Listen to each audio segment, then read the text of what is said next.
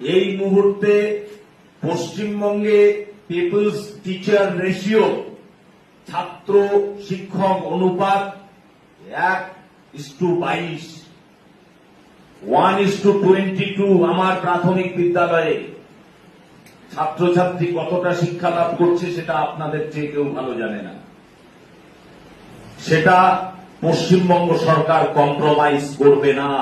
আপনাদের সামনে ব্যর্থহীন ভাষায় আমি এই বক্তব্য রেখে যাচ্ছি। সেটা আমরা রেশনালাইজ করব, যাতে প্রত্যেক স্কুলে অন্তত পক্ষে 30:1 আমার শিক্ষক থাকে, সেটাকে আমরা নিশ্চিত করব।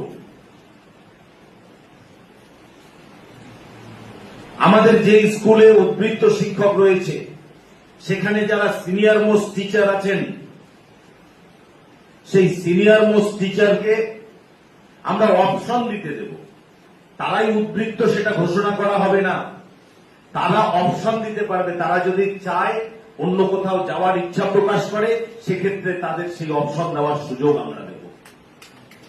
কিন্তু যদি তিনি অপশন না দেন, যদি সেই বিদ্যালয়ের কেউই অপশন না দেন, তাহলে ইয়াঙ্গার ইন এজ, বয়সে যে নবীন ব্যক্তিটি আছে, তাকে আমরা উদ্বৃত্ত ঘোষণা করব